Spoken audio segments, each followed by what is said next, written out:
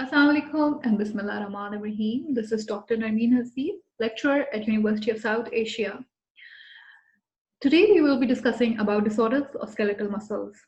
So let's start our today's lecture. The objectives of our today's lecture is to learn and discuss about muscular dystrophy. We will also see the diseases which are involving the muscle tone.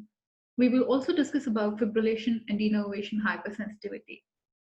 We will also discuss about the other myopathies like myasthenia gravis, Lambert-Eaton syndrome, McArdle's disease, mitochondrial myopathy, and Nemaline myopathy. So let's start our today's lecture. First of all, you need to know what is electromyography. Electromyography is the study of electrical activity of the muscle. Electromyogram is the graphical representation or registration of electrical activity of the muscle. So we have studied so many things about the skeletal muscles. We have studied their properties, their structure, the function, their electrical changes, their molecular changes. Now we need to know, how do we study all of this? How is the electrical activity of muscle is being studied? What is the way of studying all of this? So the way is known as electromyography, and the machine which graphically registers the electrical activity of the muscle on a screen or on a paper is known as EMG, electromyogram. So what is the technique of this recording of electrical activity of the muscle? Let's discuss the technique now. There is cathode ray oscilloscope or a polygraph which is used to record the electromyogram. There are two types of electrodes which are used for the recording of electrical activities of the muscle. These two electrodes, the one of them is the surface electrode or the skin electrode for studying the activity of muscle, and needle electrode for studying the electrical activity of single motor unit. So we have two electrodes, a surface electrode and the other one is the needle electrode. So what is the structural basis for electromyogram? The structural basis for electromyogram is the motor unit. Electrical potential developed by the activation of one motor unit is called as motor unit potential. Now it lasts for 5 to 8 milliseconds and it has an amplitude of 0.5 millivolts. Mostly it is monophasic. Electrical potential which is recorded from the whole of the muscle shows smaller potentials if the force of contraction is less. And if the force increases, larger potentials are obtained due to the recruitment of more and more number of motor neurons. So it's always on the recruitment of motor neurons, the number of more and more number of motor neurons which are recruited and larger potentials are obtained. Now we will discuss what are the uses of electromyogram. Electromyogram is useful in diagnosis of neuromuscular diseases such as motor neuron lesions, peripheral nerve injuries, and myopathies. So in any kind of myopathies, in any kind of peripheral nerve injuries and motor neuron lesions, in all of them, what we do EMG, electromyogram.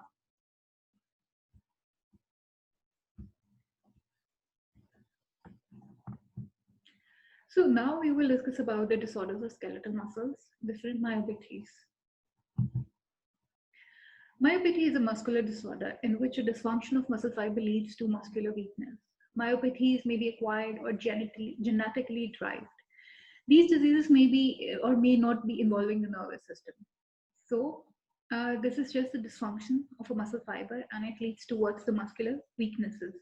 So myopathies can be acquired or genetically derived, and both can be the reasons. The common skeletal muscle diseases can be muscular dystrophies, diseases which involve the muscle tone, fibrillation and denervation hypersensitivity, myasthenia gravis, Lambert-Eaton syndrome, McArdle's disease, mitochondrial myopathy, and Nemaline myopathy. One by one, we will be discussing all of the mentioned skeletal muscle diseases. So first of all, we have muscular dystrophy. Now, what is muscular dystrophy? Muscular dystrophy is a disease which is characterized by progressive degeneration of muscle fibers without any involvement of the nervous system. So there is no involvement of nervous system, but there is progressive degeneration of muscle fibers. So what is the reason? The most common reason for muscular dystrophy is the absence of this particular protein known as dystrophin. This dystrophin is a protein which, is very important for the structural integrity of the cell membrane and the cytoplasm of the cell. So this protein, when it's absent or partially present, it leads towards the structural degeneration of the myocyte. And when there is structural degeneration of a myocyte, it leads towards the progressive degeneration of muscle fiber. In most of the cases, this disease is having hereditary origin, and the muscles fail to regenerate. They result in progressive weakness and confinement to a wheelchair. And eventually, what happens is that death occurs. So, there are many common types of muscular dystrophy, and one of them is Duchenne muscular dystrophy, and the other type is Becker's muscular dystrophy. Now, Duchenne muscular dystrophy is a more common type, which is a sex-linked recessive disorder. It is due to the absence of a gene called dystrophin in the chromosome X. And dystrophin is necessary for the stability of sarcolemma. This disease is characterized by the degeneration and necrosis of muscle fibers. So just imagine when there is absence of this gene product, dystrophin, which leads towards the, presence of protein dystrophin in the cell membrane, in the cytoplasm of the cell. So the cell will collapse. Once it will collapse, it will lead towards the degeneration and necrosis of muscle fibers. So these generated muscle fibers are replaced by fat and fibrous tissue. And the common symptoms of this is a muscular weakness. Muscular weakness is a very common symptom of this disease and the most prevailing one. Sometimes there is enlargement of muscles, which is known as pseudohypertrophy. And in severe conditions, the respiratory muscles become weak and resulting in difficulty in breathing and death. So when there is muscular weakness, which is all over spread, and there is enlargement of muscles, because this enlargement is decisive and it just deceives you because the muscles are weak. They are not actually hypertrophied or something. So this is known as pseudohypertrophy, false hypertrophy. And when the conditions are very severe, what happens is that the respiratory muscles as well becomes weak, and this leads towards difficulty in breathing, and eventually all of this leads towards death.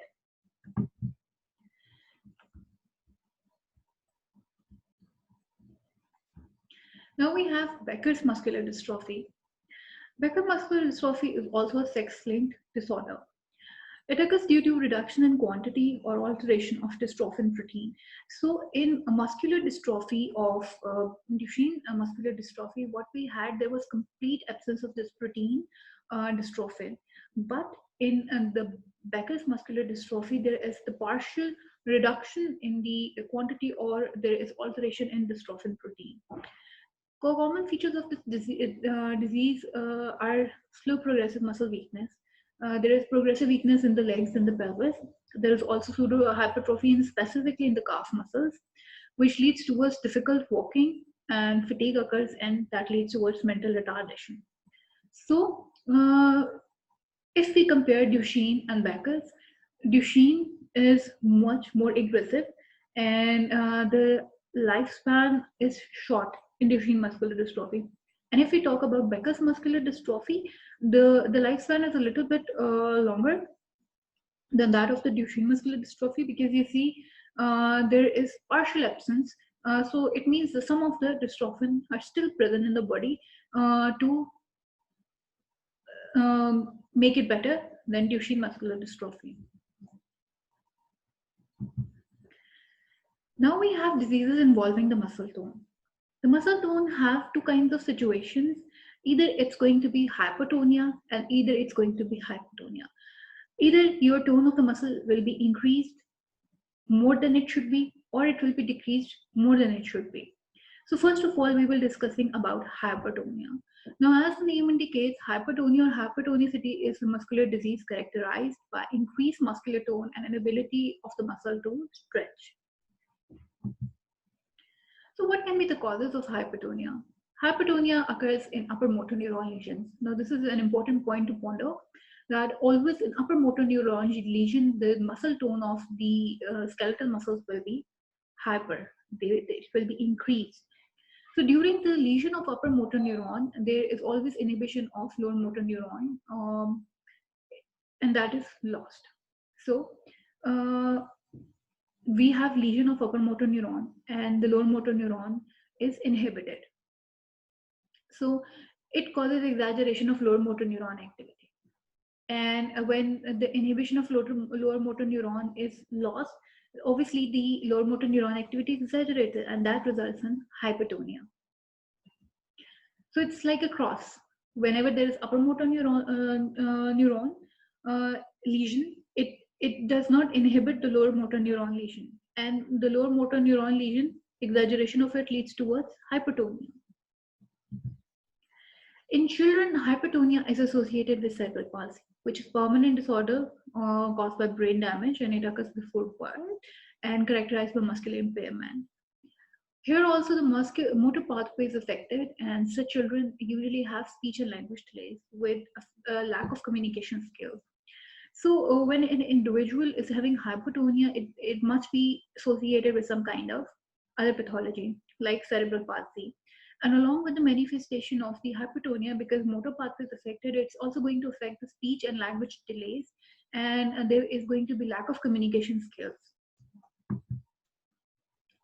Now we have hypertonia and spasticity. If hypertonia is increase in muscular tone, then what is spasticity?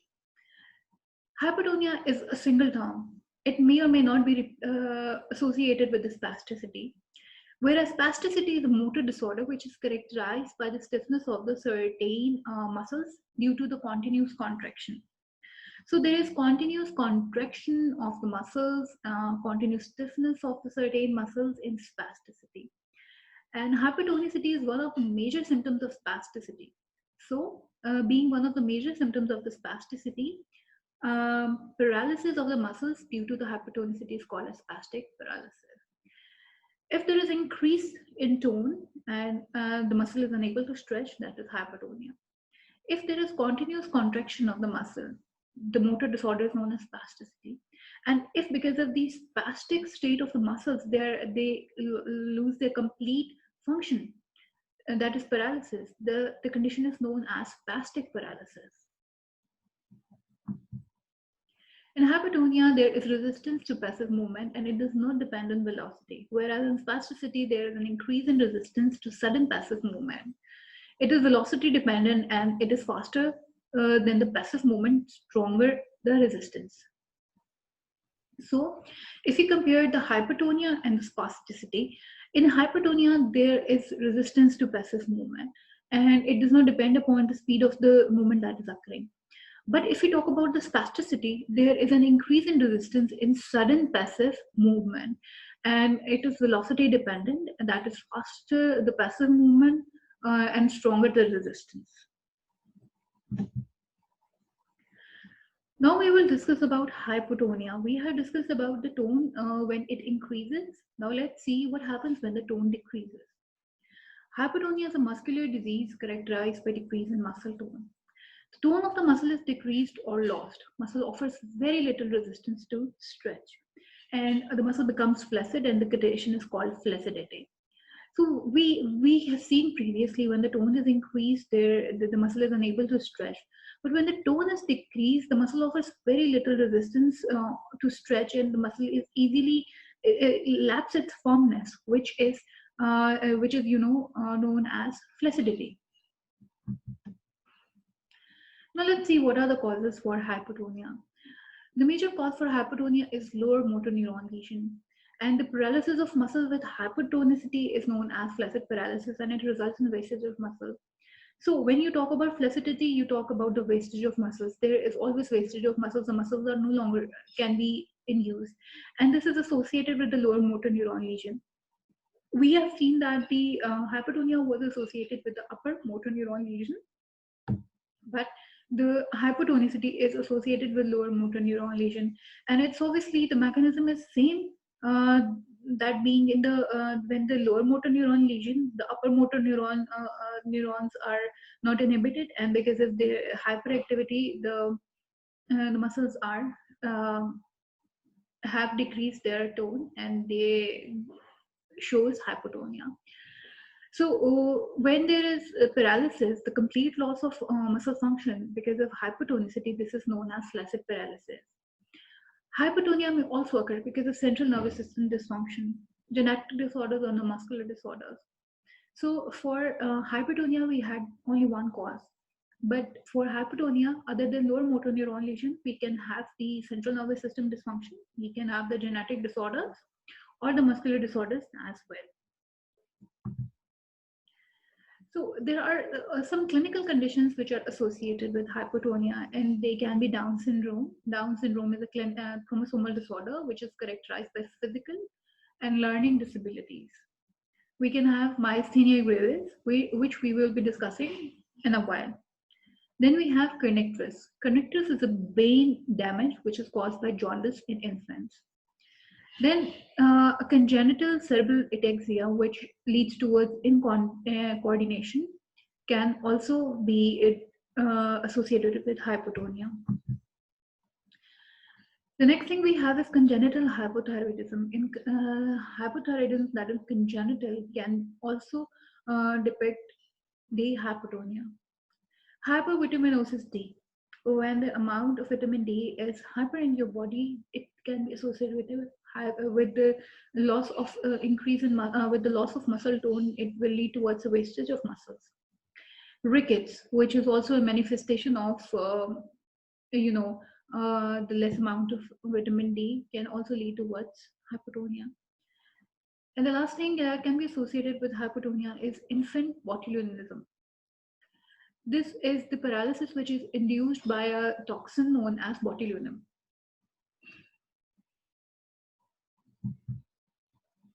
So we have discussed about hypotonia, we have discussed about hypertonia. Now let's see what is myotonia.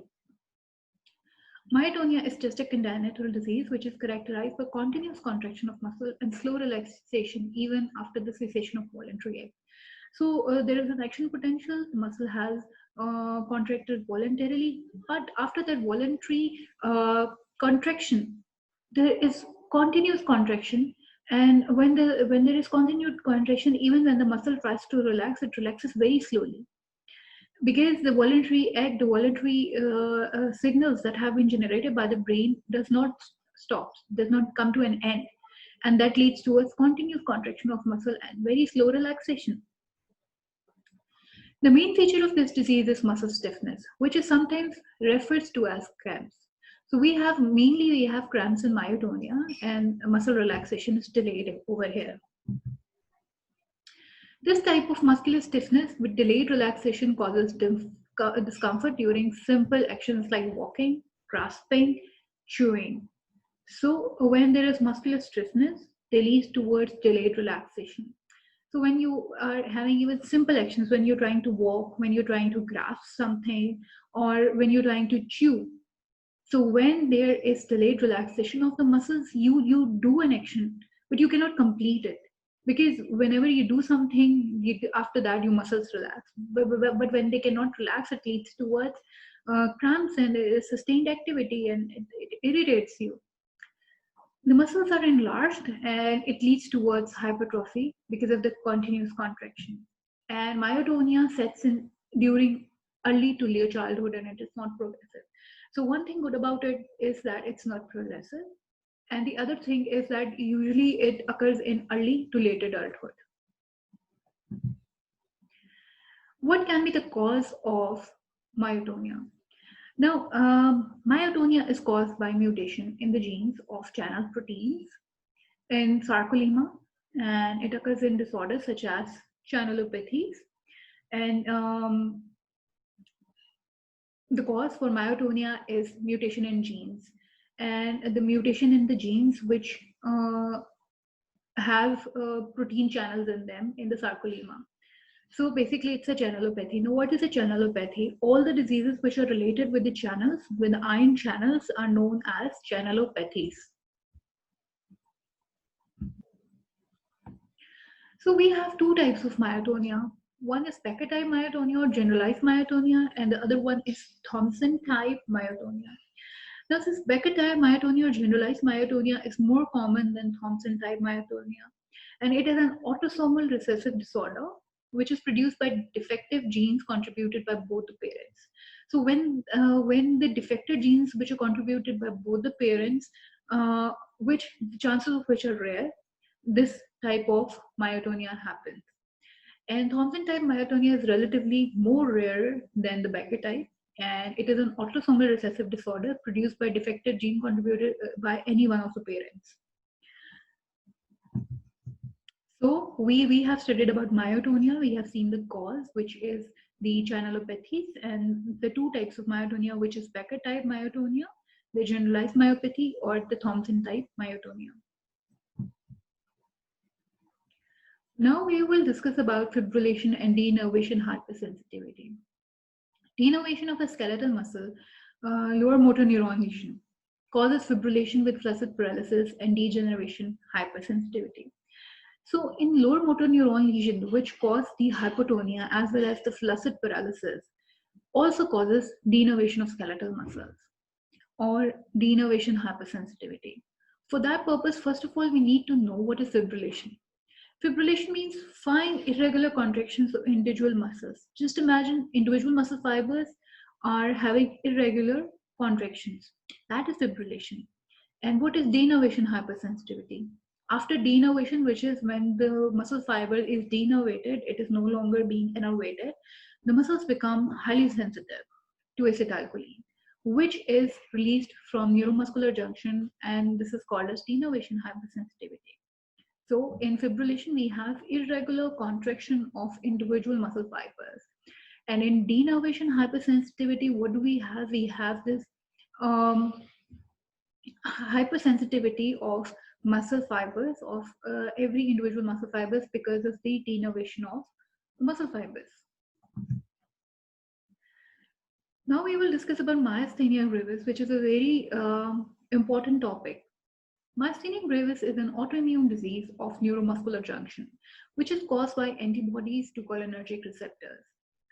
Now, just focus on an important point, which is it's an autoimmune disease. It means there is something going with the body, which is triggering itself to destroy something within itself. So it's an autoimmune disease of neuromuscular junction, and it is caused by antibodies. Some of the antibodies, it is characterized by grey weakness of the muscles due to the inability of neuromuscular junction to transmit impulses from nerve to the muscle. So one thing to focus over here, and that is in this disease, there is going to be grave weakness of muscles. And that grave weakness, the reasons for that grave weakness is inability of neuromuscular junction. The neuromuscular junction won't be able to transmit the impulses from nerve to the muscles. It's a very serious condition, and sometimes it can be fatal as well. Let's see what are the causes of myasthenia gravis. Myasthenia gravis is caused due to the development of autoantibodies, and which are IgG and autoantibodies against the receptors of acetylcholine. That is, the body develops antibodies against its own acetylcholine receptors. And these antibodies prevent binding of acetylcholine with its receptors or destroy the receptors. So what's happening at the first point is that there is development of some type of autoantibodies against the receptors of acetylcholine. Now the body develops antibodies against its own acetylcholine. Just imagine the acetylcholine receptors are being destroyed by the antibodies in a way that these antibodies prevent binding of acetylcholine with its receptor or destroys. So when there is this development of autoantibodies, they can do two things. Either they can attach with the acetylcholine receptors, or either they can go and destroy those receptors.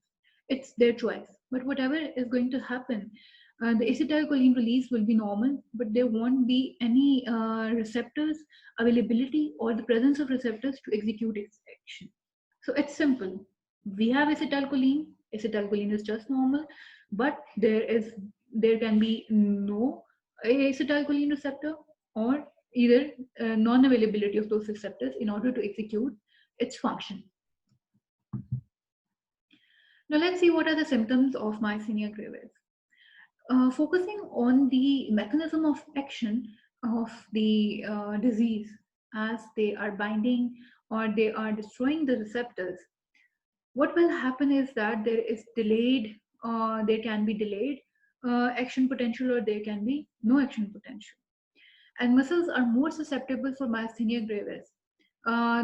These muscles can be the muscles of neck, the muscles of limbs, the muscles of eyeballs, and the muscles responsible for eyelid movements, for the muscles responsible for chewing, swallowing, speech, and respiration.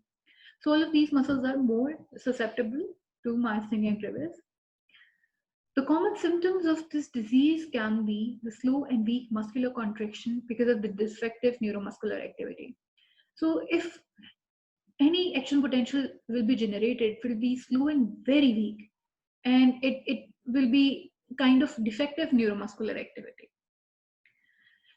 Then there is going to be inability to maintain the prolonged contraction of skeletal muscle.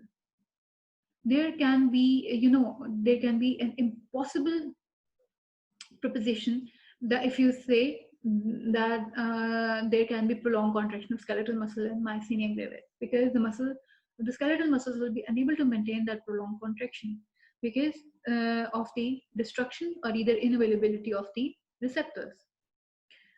Then we have quick fatigability. The muscles fatigue quickly, and the patient attempts repeated muscular contractions. So it's very obvious when the muscular contraction is not happening, there is repeated attempts by the patient for the muscular contraction, and that leads towards quick fatigability. The other symptoms can be the weakness and fatigability of arms and the legs. It can also cause double vision, droopy eyelids due to the weakness of ocular muscles.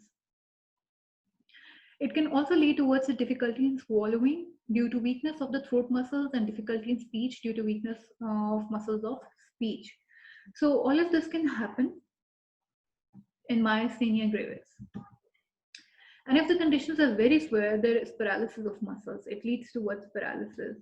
Patient dies mostly due to paralysis of respiratory muscles.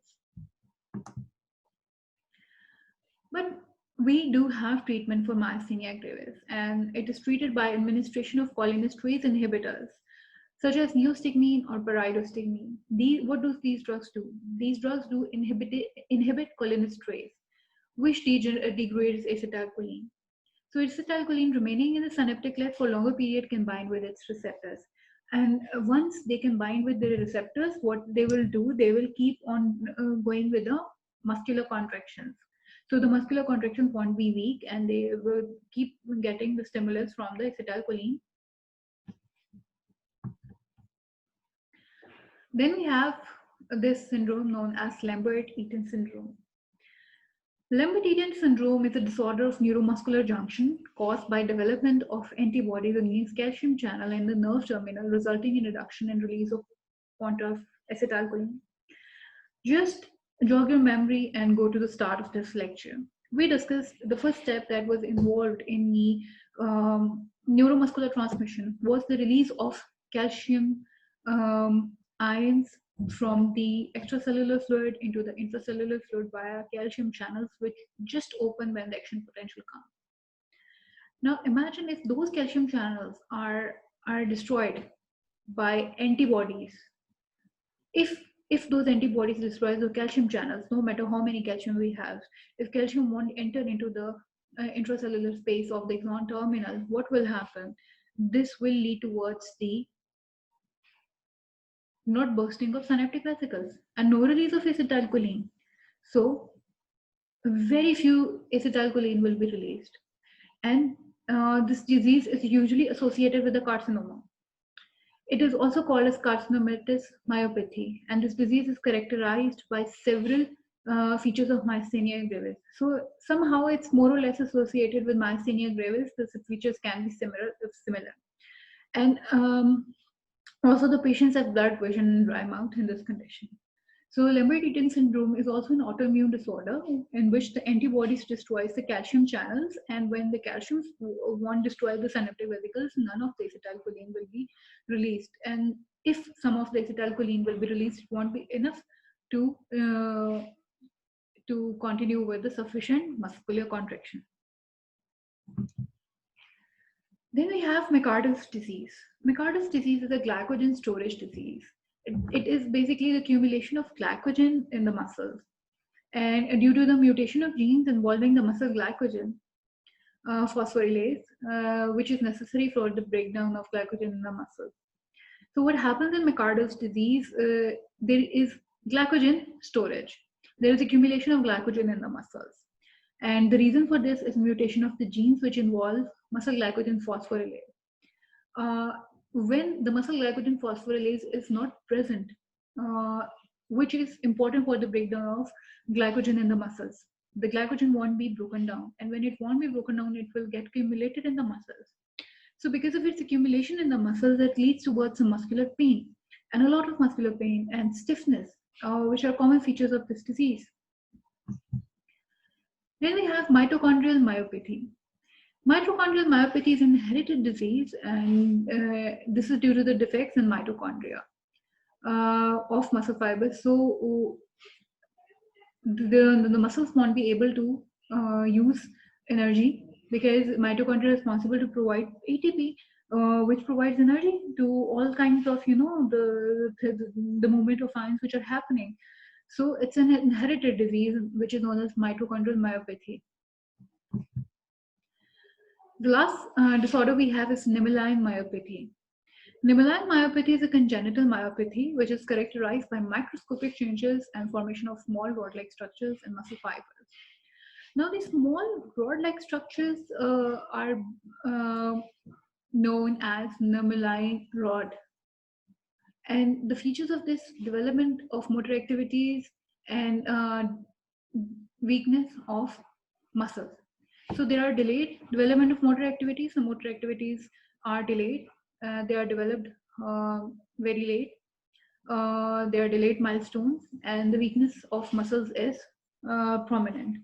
So this disease corresponds to congenital myopathy, and this is because of the microscopic changes. And the microscopic changes is because of the formation of small rod-like structures in the muscle fibers, and those rod-like structures are known as nemaline rods. So that was all for our today's lecture. Let's see what do we have in summary for this chapter. Electromyography is the study of electrical activity of the muscle, and the electromyogram EMG, the graphical registration of electrical activity of the muscle. The muscular dystrophy is a disease characterized by progressive degeneration of muscle fibers without the involvement of nervous system. Hypotonia or hypotonicity is muscular disease characterized by increased muscle tone and inability of muscles to stretch. Spasticity is a motor disorder characterized by stiffness of certain muscles due to continuous contraction. Hypotonia is the muscular disease characterized by decreased muscle tone. Muscle offers very little resistance to stretch and becomes flaccid, which is lack of firmness and condition is called flaccidity.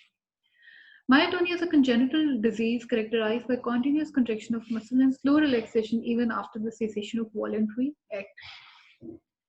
Fibrillation means fine, irregular contractions of individual muscle fibers. Myasthenia gravis is an autoimmune disease of neuromuscular junction caused by antibodies to cholinergic receptors and characterized by great weakness of the muscles due to inability of neuromuscular junction to transmit impulses from nerve to the muscles. Lemma-Retan syndrome is a disorder of neuromuscular junction caused by development of antibodies against calcium channel in the nerve terminal, resulting in reduction in the release of quanta of acetylcholine. McArdle's disease is a glycogen storage disease, accumulation of glycogen in the muscles due to mutation of genes involving the muscle. Glycogen phosphorylase is necessary for breakdown of glycogen in muscles. Mitochondrial myopathy is an inherited disease due to the defects in mitochondria of muscle fibers. Nemaline myopathy is a congenital myopathy characterized by microscopic changes and formation of rod-like structures in the muscle fibers. So that was all for today. I hope everything is clear to you guys, whatever we have studied about different type of myopathies. So until next time, take care of yourselves. Allah Hafiz.